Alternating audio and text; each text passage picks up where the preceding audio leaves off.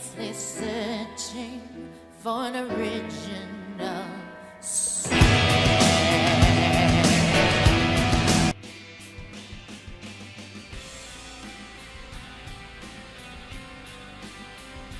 That way I also get to be bigger. Yay! No, no, no, no. You lock your damn position, because I know what's going to happen with you.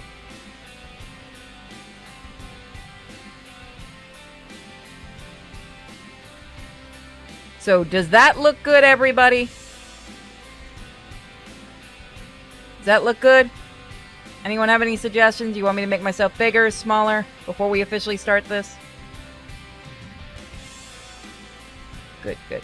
Thank you. Thank you for letting me do this. I'm gonna actually make its own thing for next time where it's gonna be a lot easier.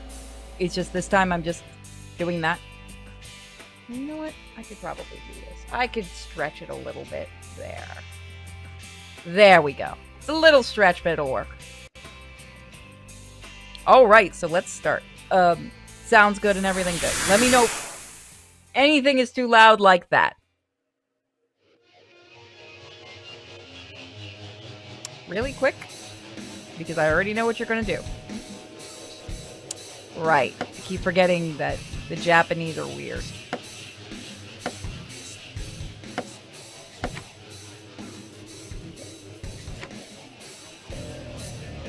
Should be good. Let's try this one more time. No, you goddamn thing! Why did... I shouldn't complain. Fixing the sound doesn't matter. Be fruitful and multiply, and replenish the earth, and subdue it, and have dominion over the fish of the sea, and over the fowl of the air, and over the living things that moveth upon the earth. Right, sorry. For anyone wondering why I'm doing that, it's the controls are reversed for Japanese visual novels. And the fear of you and the dread of you shall upon every beast of the earth, and upon every fowl of the air, upon all that moveth upon the earth, and upon all the fish of the sea. Into your hand are they delivered.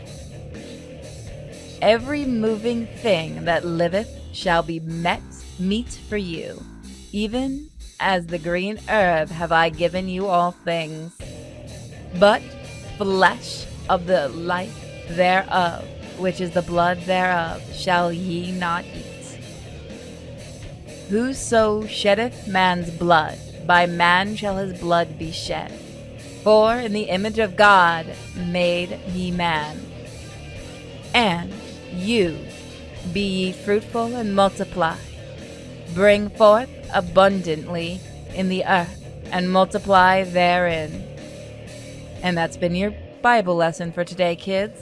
I hope you've all been good.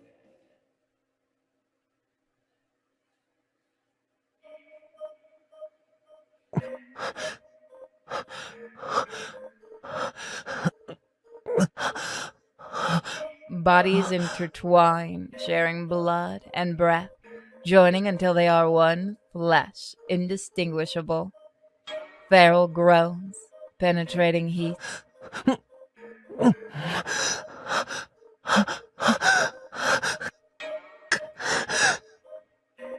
Viscous liquids envelope every inch of melting skin, fingers laced together, seeking dark, venous lump marks, them as chosen. Sunrise and sunset, dawn and dusk, a choice arrives. Hold to reason or surrender to instinct. Alright guys, this is your first official choice for the game. Are you going to hold to reason? Would you like red or blue? Let's make it easy for all of you. Oh, you little sassy bitch. Okay. I was gonna say, are you not gonna let me save? Actually, it doesn't matter. Blue. Hold. Blue. Hold. Which one is hold? Which one? What color is hold? I don't know. Blue. Okay. Hold the door.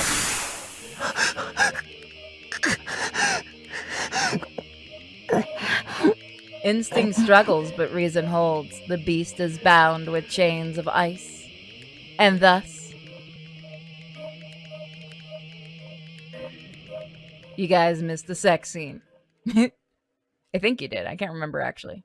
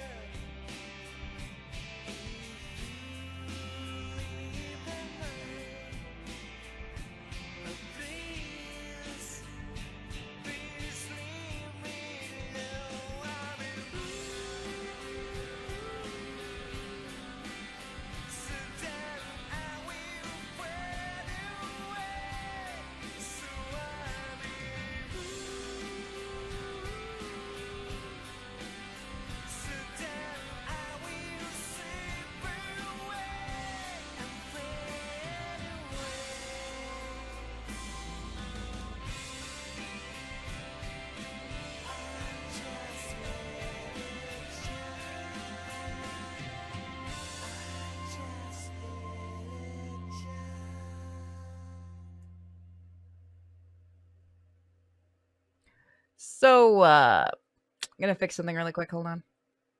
Spoiler. This is totally not a yaoi. Sorry, I gotta fix some. The fuck is going on? Oh, jeez, it's not this glitch again. There we go. All right, that's better actually.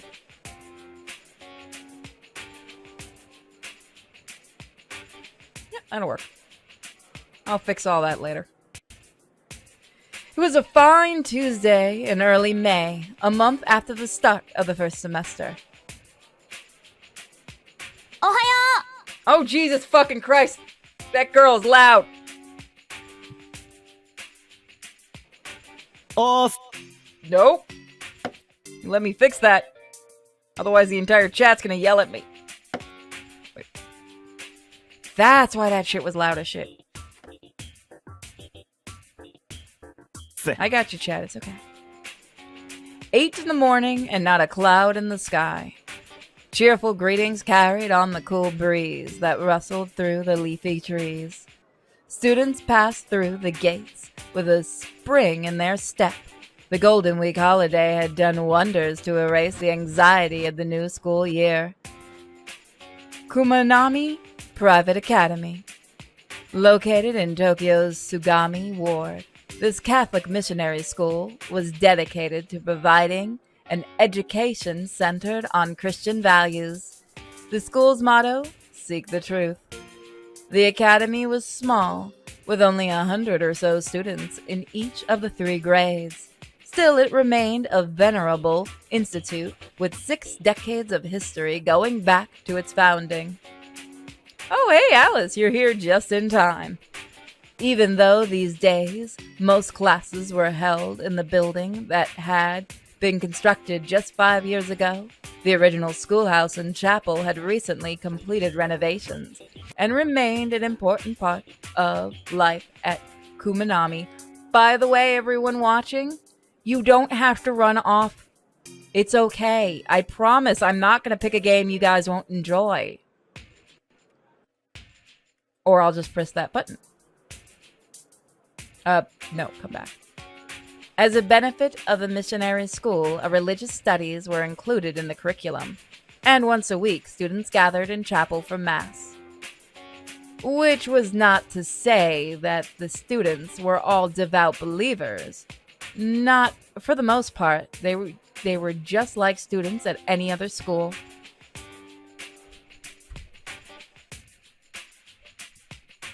Thank you.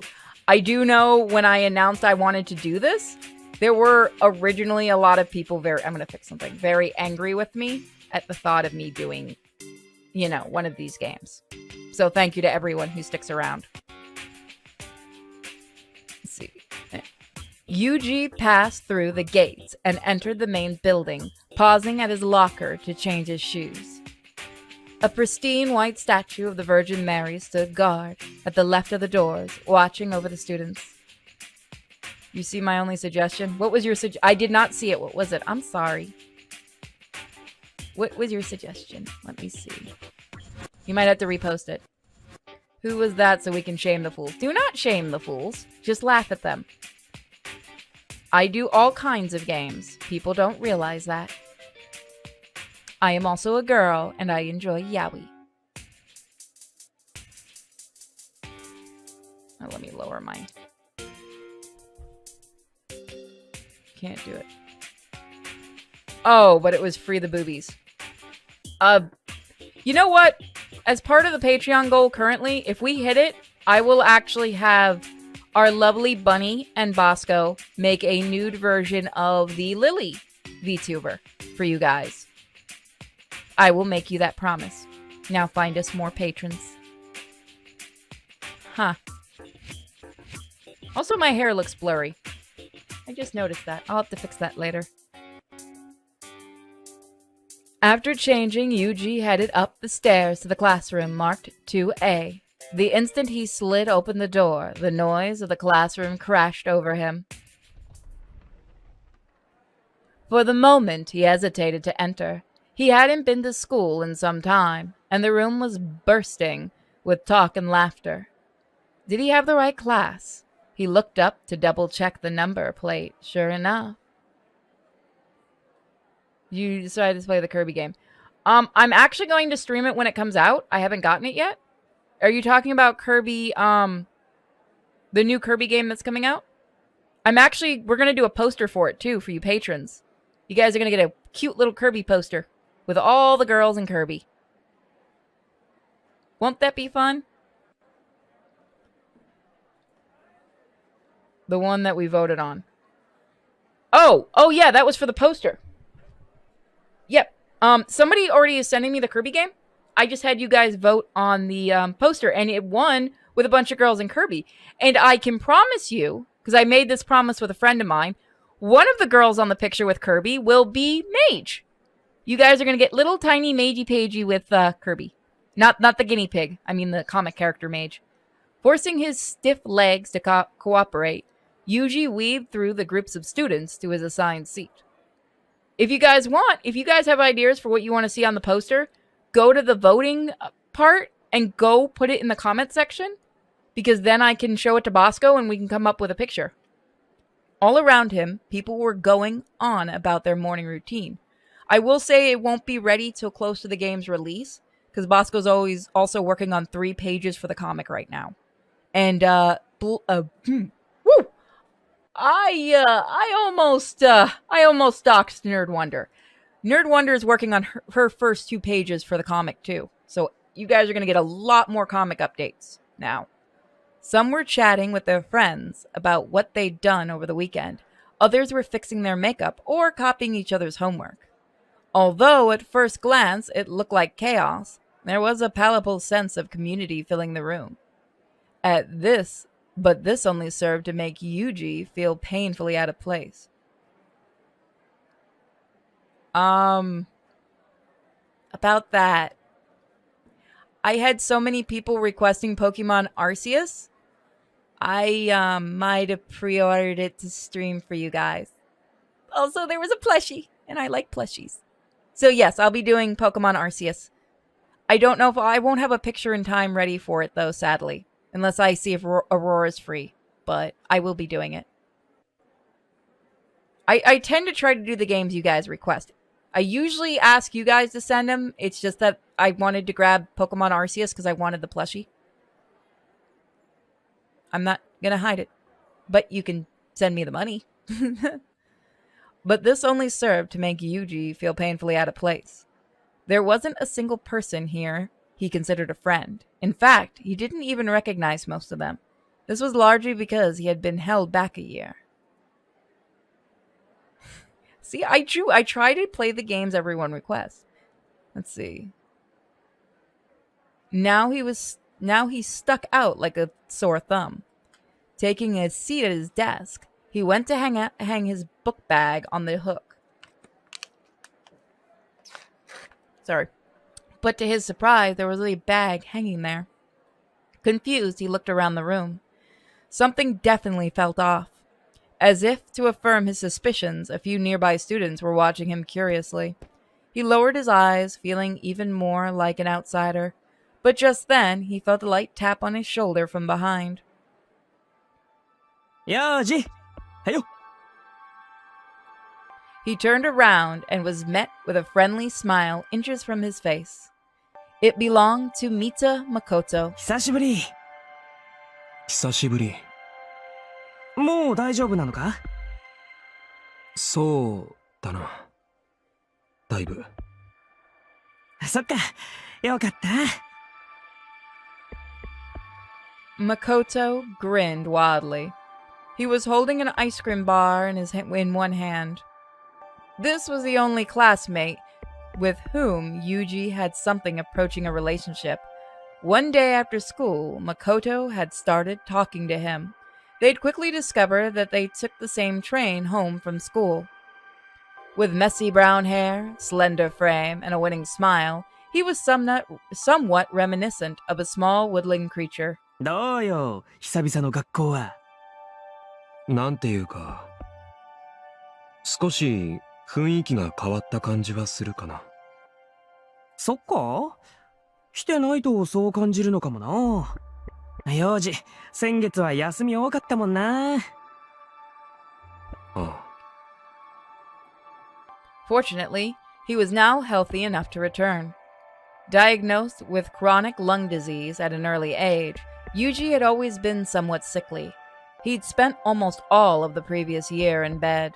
But being held back meant that he was now the oldest student in the room, and that made it hard for him to fit in. Evidently, this didn't deter Makoto. それじゃあ変わったって感じでも仕方ないよな。席替えもしたし。ああ、それだよ。そうそう、連休が始まる前にさ、席替えしたんだよ。Makoto's face lit up as he remembered. A seating change. Now it made sense. Although he couldn't have known, he still felt bad for sitting in someone else's seat. 幼児の席は... Makoto turned and walked toward the back of the classroom. Then he stopped and rapped on one of the desks. ここね。Yuji immediately grabbed his book bag and moved to the indicated seat. Pulling out the chair, he sat and looked up at Makoto. また食べてるんだな。ん？それ。Yuji pointed to the ice cream bar, and Makoto shrugged sheepishly. ああ、もうね、習慣だから。朝起きて歯磨くのと一緒でさ、これ食べないとなんか一日調子出ないんだよな。幼児はアイス好きだっけ？ I really love the art for 特 this. 別好きってことはないかな。つかさ、ちゃんと飯食ってんの？ Makoto leaned forward with a frown, putting his hand on Yuji's desk. まあ、それなりには。ほんとかよ。心配だな。幼児ってなんかほっとくと危ない気がするんだよな。前も昼とかあんまり食わなかったじゃん。これからどんどん暑くなるんだし、しっかり食わねえとって。おっ！ We have our smart friend here. He cut off with a surprised yelp. A drop of melted vanilla ice cream had leaked out from under the chocolate bar coating to form a little white puddle on Yuji's desk. 悪い！ Go on, lick it up. Go on and show us the scene. Makoto hastily wiped up the spillage from the hem of his shirt. 別にいいけど。誠ってよく物をこぼすよな。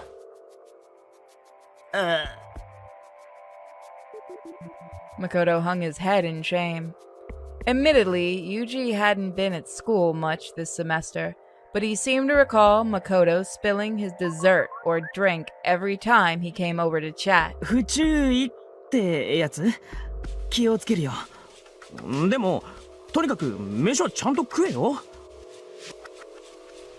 He looked away awkwardly, slurping up his melted ice cream. Food was his greatest pleasure in life, Makoto liked to say. He seemed to talk about little else. So, I haven't looked too much into this, but I'm guessing right off the bat, maybe one of each of the guys is a different sin. Like, gluttony is probably this dude, because he always likes to eat. Not that he was a gourmet probably, by any stretch of the imagination, but his taste ran more toward junk food. Supposedly, many girls were jealous of his high metabolism. Then the bell rang, and the chatter began to fade as Yuji's homeroom teacher walked in. ほら、朝礼だぞ。みんな席に戻れ。The last few stragglers scurried back to their desks. Having finished his ice cream, Makoto began to walk off, but then suddenly turned back. ああ、そうだ。今日さ、一緒に帰ろうね。ああ、いいよ。おし、ほんじゃ、また後で。I feel like they actually stuck something in the... You know what? I'll just say it. In the voice actor's mouth. Take that as you will, everyone. He smiled and returned to his desk, the ice cream stick still dangling from his mouth. Morning assembly began with a prayer. The students all stood up, clasped their hands at their waist, and sang along with the hymn played over the PA system. As he mumbled his way through the song, Yuji closed his eyes and wondered what the day held in store for him.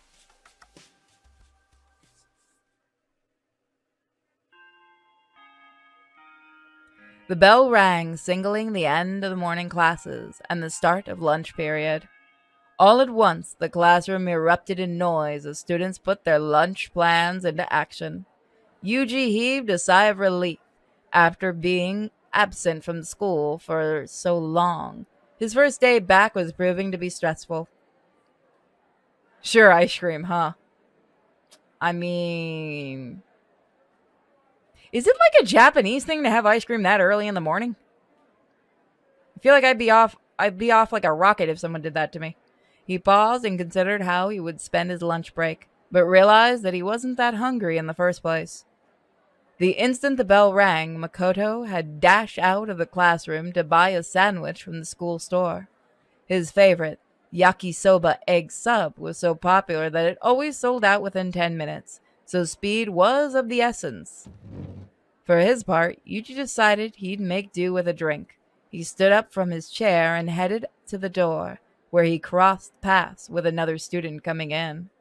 Stepping out of the way, he looked up and froze. And there's our token blonde. An icy gaze pierced through him. This was someone Yuji took great pains to avoid. After so much time spent away, the impact of seeing him again was overwhelming. Shiro Nomura Tetsuo. Uh-oh. Never mind, that joke won't work for anybody else that isn't a Japanese horror nerd. Somehow this guy wasn't like the other students.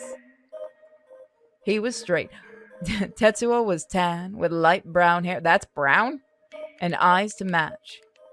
Build-wise, he was on the larger side, and yet he wore his uniform neatly, his tie perfectly straight. He had that stick straight up his ass. But while his physical appearance was certainly intimidating, that wasn't the only reason Yuji felt uncomfortable around him. The problem was that Tetsuo didn't emote.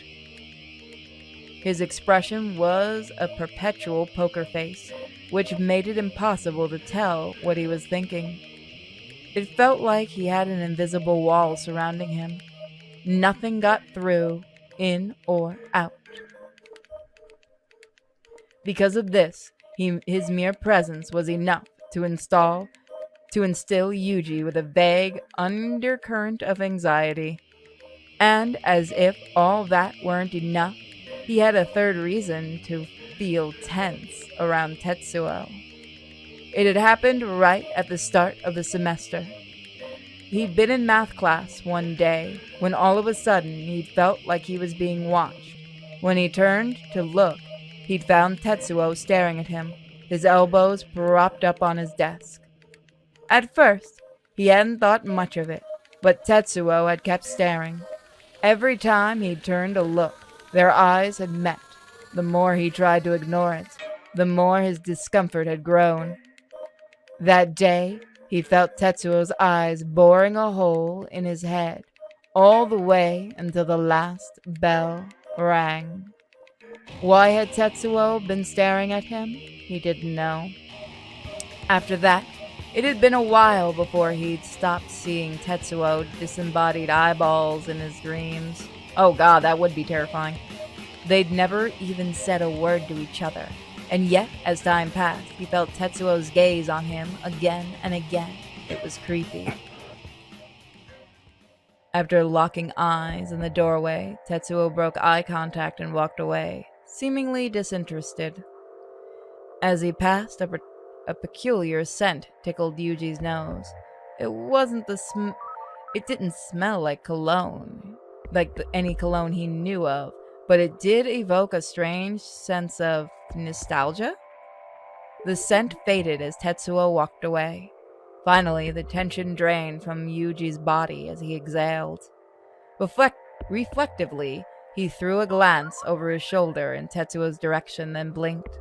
Tetsuo had taken a seat at the very desk where Yuji himself had mistakenly sat this morning.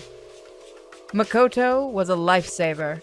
If Yuji had been sitting there when Tetsuo had walked in, he quickly shook the unpleasant image from his mind. He looked up at the clock. Still 30 minutes left in lunch period. Yuji left the classroom. Sorry, hiccups. We're not doing that shit again. Fuck.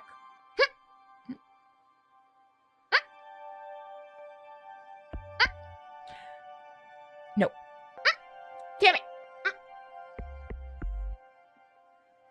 Let me get a drink.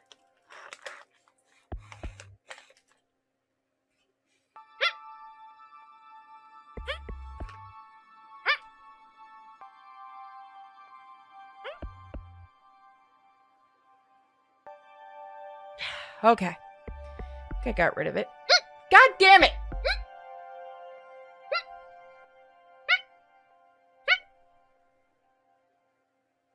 Son of a fuck!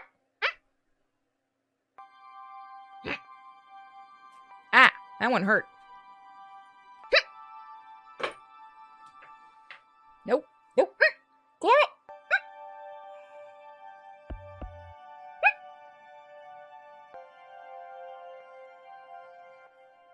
Damn it! Damn it!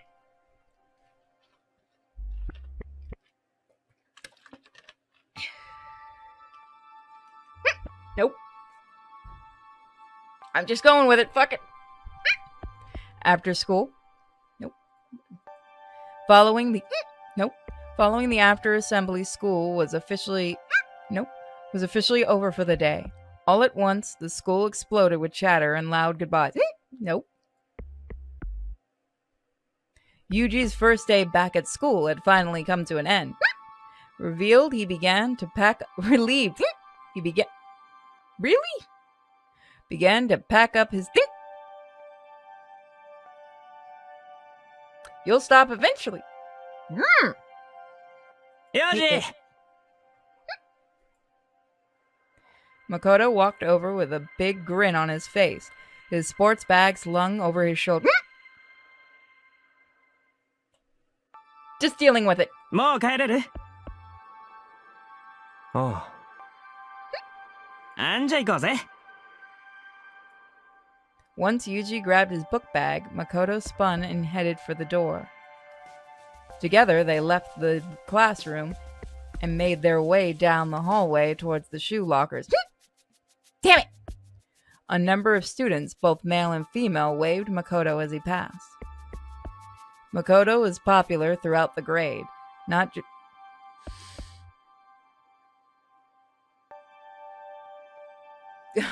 Okay, I think that actually got rid of it.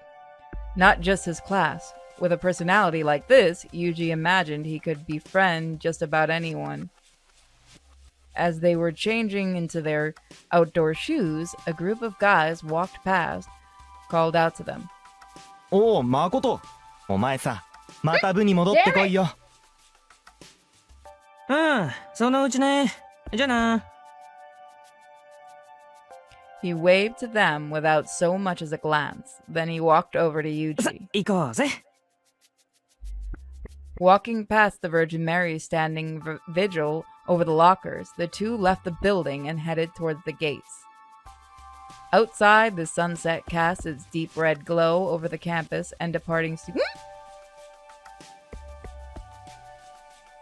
I hate this. Bathed in crimson light, Makoto turned to Yuji. どうだった？久々の学校は。Yuji reflected on the day's events. Unsurprisingly, he was struggling to catch up with the material.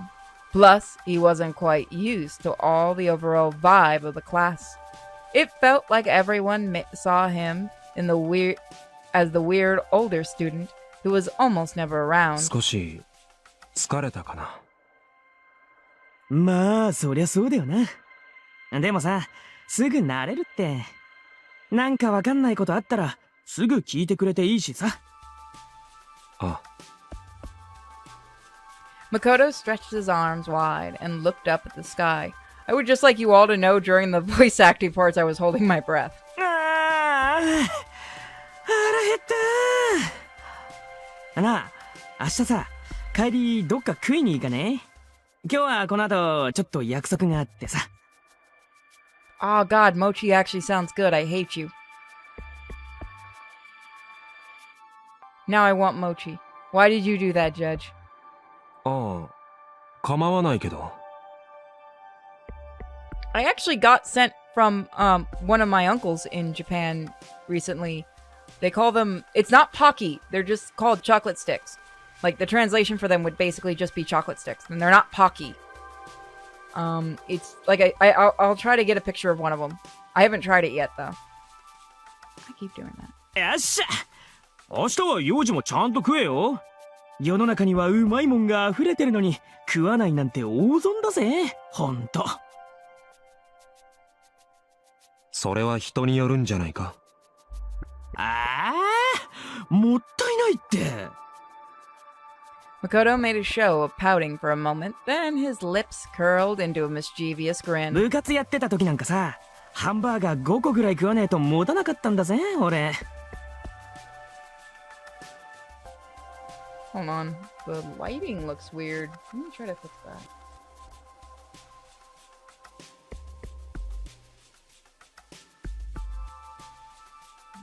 How do I do this? Yeah, that's actually what was wrong. Do you guys like it like this or like this? 1 or 2? 1 or 2?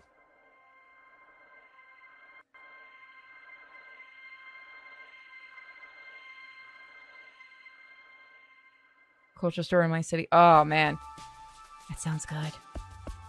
It's hard to get good Japanese food. 1-1. Okay.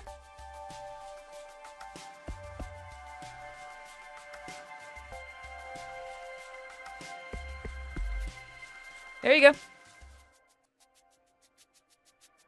Yuji had brought back a group of guys who'd spoken to Makoto at the lockers. Those must have been his former basketball teammates. Makoto had been on the team last year, but had quit in order to take more shifts at his job. At least, that's the story he told. He worked nearly every Saturday, and all the practice and games had taken up too much of his time. Apparently, he'd been a valuable player, and his leaving the team hadn't gone over well. They were still begging him to come back. Makoto had never explained why he wanted to work so much, but Yuji could only assume he wanted to maintain his food budget. Simply put, the guy ate like a horse. ああ、こんな話をしてると腹が。ちょっと待った。Makoto held up a hand, stopping Yuji in his tracks. Yuji followed Makoto's gaze. A man was standing by the school gates. He was wearing a green shirt, sandals, and a baseball cap. A flashy outfit, to be sure, but it felt somehow familiar. うわ、タイミング悪い。嫌なやつに会っちゃったな。Makoto scowled. It was Okinaga Zenya, a third-year student. He and Yuji had been in the same grade until Yuji's stay in the hospital. There wasn't a student at I'm just gonna do this because I have a bad sense of humor. There wasn't a student at Kunami High who at Kunami who didn't know that Zenya's name. He was famous. And it was easy to see why. 出られない。 Oh my god, he's annoying. All of a sudden, there was a deafening clanging noise. Zenya had grabbed the bars of the gate with both hands and was now shaking it wildly. 出られない。 He was acting like a child, screaming and hanging off the gate. Makoto and Yuji could only stare in disbelief. Other students and passerbys of the street were watching with expressions of alarm. Up, down, yes. It's where you learn to be a proper Kunami character before they forget you exist. But the weirdest part was this. The school gates were open. This man was just very special needs. Zenya was screaming for no reason. There's an anime.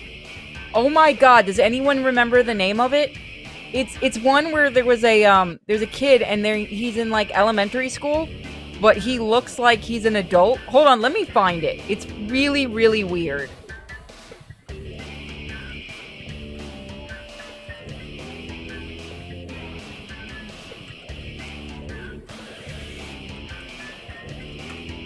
What the heck was the name of that anime? Because I need to force all of you to watch it.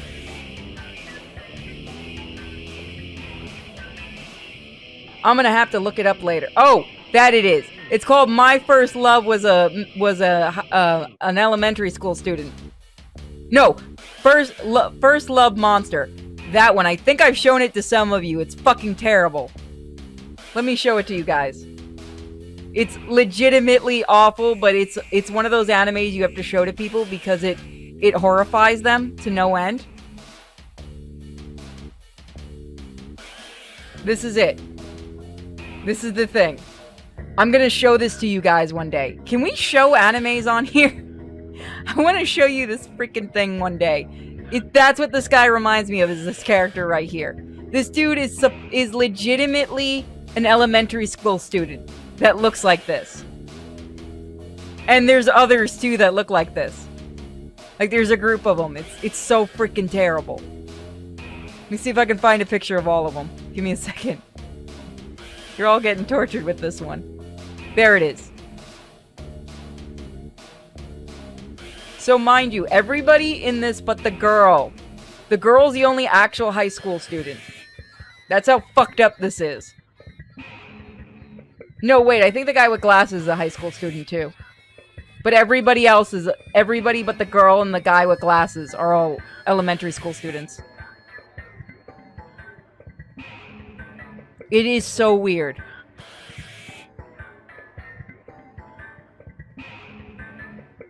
I swear to God, this is a real anime.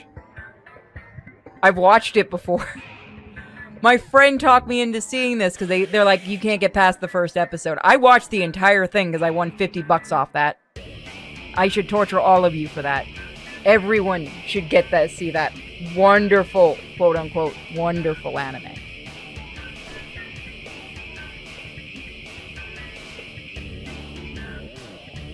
No one's getting the $50.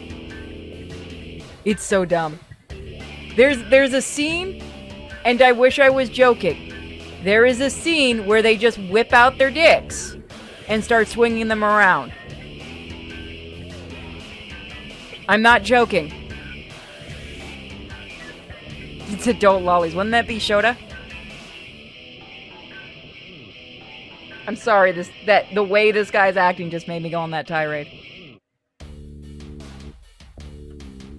Helicopter dicks. Why?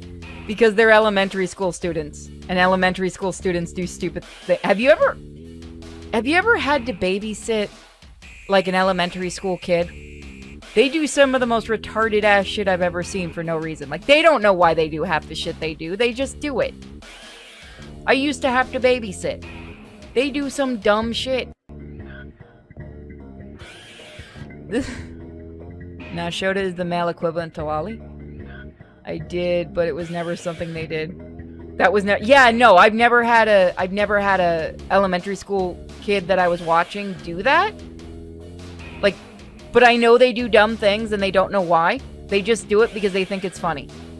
But I don't remember why they did it in the show. This was how Zenya had become so famous, or rather infamous.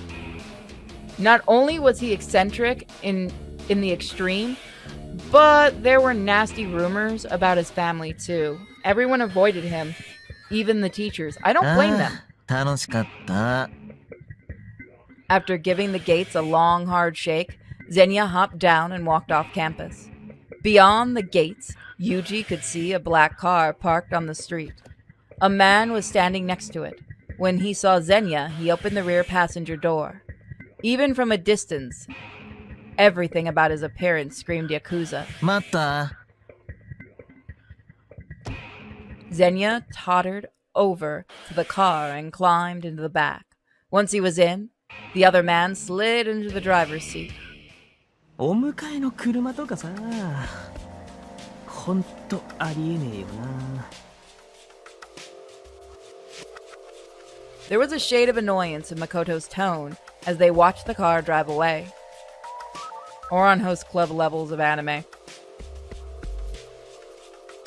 I'm not admitting I just got an Oran Host Club. Somebody gave me one of my friends gave me an Oran Host Club pin today, and I'm very, very happy. I like Oran Host Club. I really wish we had gotten another season. Some of the other students nearby were exchanging puzzled looks. Although Yuji had been in the same grade as Zenya, they'd never really spoken. Also, I don't want to hear that bullshit about dubbing being bad because Oran Host Club had some good dubbing. I'm just saying. You can keep your bullshit up about subs versus dubs. There are dubs that work. On the rare days Yuji had been healthy enough to attend school, Zenya had scarcely ever shown up. And yet, he hadn't been held back. Perhaps the rumors about his family were true. Perhaps he'd gotten special treatment. ああ、嫌なもん見ちまった。とっとと帰ろうぜ。 Oh, I didn't mean to do that. Makoto walked off towards the gate, with a dark look in his face. His anxiety renewed by the encounter, Yuji passed through the gates and hurried off towards the train station. You know, there's an Otomi visual novel that I started doing called Amnesia. I might go back to that as one of our games for the week. Rhythmic vibrations traveled up through the walls of the train. Makoto had hopped off to the previous stop. Now Yuji leaned against the door, swaying with the train's motion. At this time of day, the trains were clogged with students heading home. Feeling slightly suffocated, Yuji shifted his gaze to the scenery beyond the windows. The early summer sky was streaked with red and navy blue. Fuzzy silhouettes of buildings and houses dotted the horizon. In the window pane, his reflection was translucent and pale like a ghost. Music blared from his earbuds, drowning out reality. Memories of days' events played in fast forward. The air conditioning was chilly on his bare arms, but just as a shiver ran up his spine, something deep inside his body began to throb. His dick! His heart raced. His breathing grew heavy. He squeezed his eyes shut and gritted his teeth, but a wave of dizziness washed over him. Boy, do I know that feeling. He stumbled, and the earbuds fell from his ears. Instantly, he could hear people whispering all around him. ねえ、あの人なんかやばくない？君、大丈夫か？ The voices were strangely muffled, yet beat against him like waves on a cliff. Just as he thought he couldn't take it anymore, the PA announced their arrival at the next station. Slowly, the train rolled to a stop. The doors opened and Yuji staggered out onto the platform. He felt a little better just getting out of the small enclosed space. His nausea persisted, however, and after a long, deep breath, he headed for the turnstiles. The night air brushed his skin as he left the station. It had cooled down considerably, but compared to that air-conditioned train, it was practically warm. This was Obukicho, the section of Sugami Ward where Yuji lived. Conveniently, it was just 10 minutes train ride from school. The air around the station was a mix of old-fashioned shopping center and various reconstruction projects. As Yuji traveled further away, however, the house and apartment complexes sprung up with greater frequency. After a 15-minute walk from the station, his destination came into view, a pale white 3-story apartment building.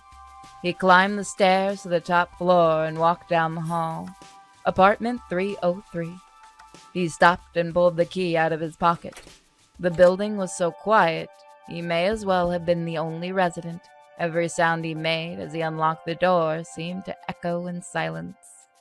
Finally, he stepped inside and pulled the door shut behind him. All at once, a familiar serenity of his apartment enfolded him, soothing his anxiety. Kicking off his shoes, he headed down the hall. On his left were the doors to the toilet and tub. On his right, the door to his room. At the end of the hall was the dining room, as well as some other rooms that were currently just glorified storage closets. Yuji walked into his room and tossed his backpack on the bed. All at once, his nausea came back stronger than ever. He bolted to the toilet.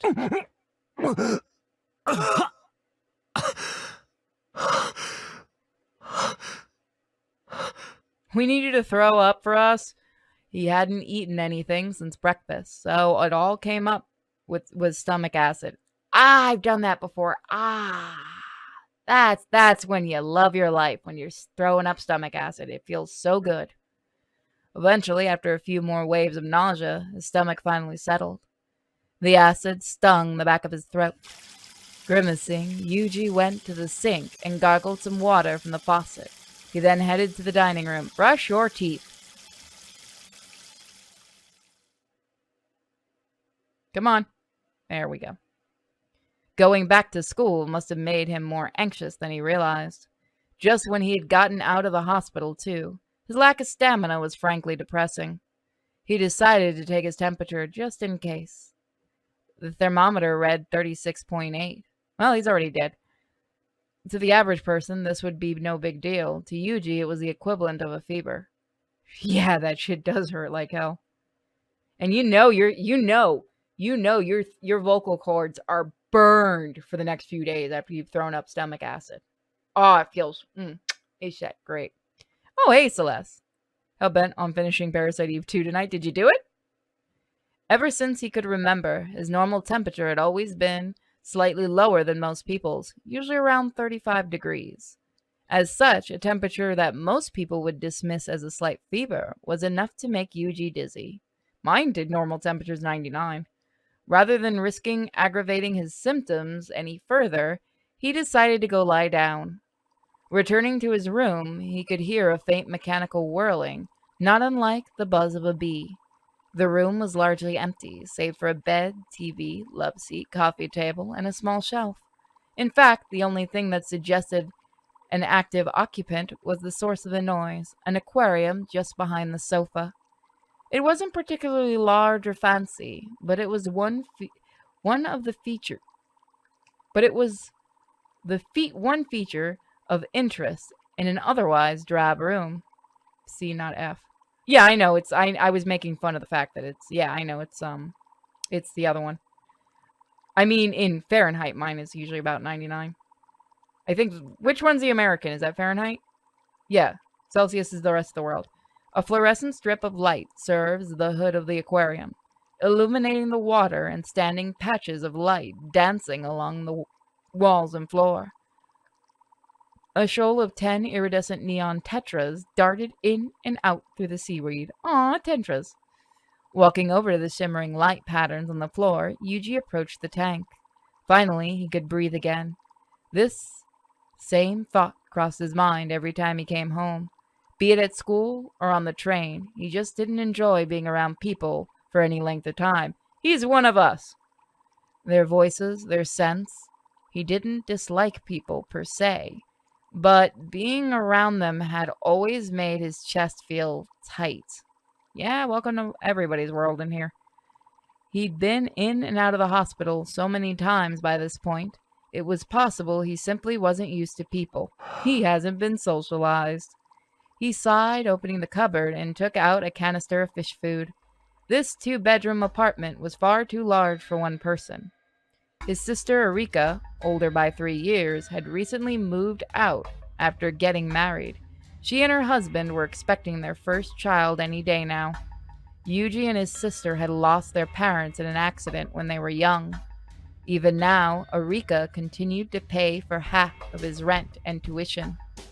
Out here, away from downtown Tokyo, the rent was actually affordable, and the cost to attend a private missionary school like Kunami was nothing to sneeze at. I'm going to keep calling it that.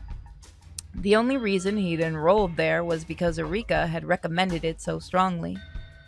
As a Kunami alumni and a devout Christian, it had meant a great deal for her that he follow her footsteps. She'd even offered to pay his expenses. He tried to decline, but in the end, his protest had been no match for her insistence. She claimed it was her responsibility as his guardian, but Yuji was determined to take the burden off her shoulders as soon as possible. He didn't want to get in the way of her happy marriage. He didn't have much in the way of possessions, so when she'd moved out, it had felt like she had taken the whole house with her. He still felt empty, like there was a hole in his heart where his sister had been. There'd been times her constant concern had frustrated him, but looking back, he found he missed it. After being together for so long, he started to take her for granted. But now he knew the meaning of the phrase, "You never know what you have until it's gone." The aquarium was the one thing in this empty apartment that he'd gone out of his way to obtain. He liked tropical fish. He liked the whole tropical aesthetic, tank, water, and all.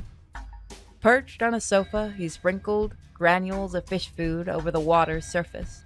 The damp smell tickled his nose, and the water reflected the light onto his cheek. The fish swarmed the food, scales glistening brightly. He could feel a primal hunger in those tiny bodies.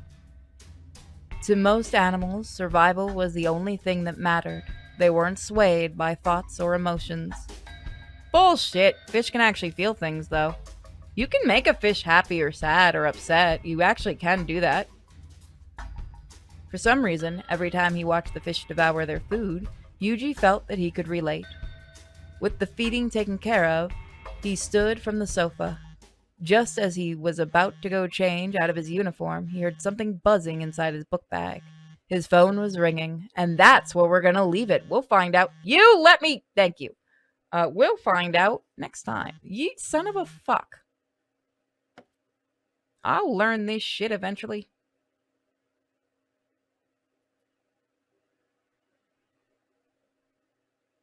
How do I save?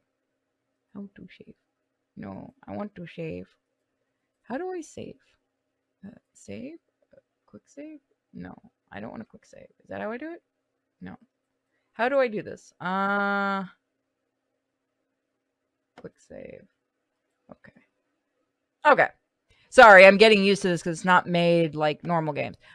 Now, I did promise you guys tonight we would do a Patreon exclusive game.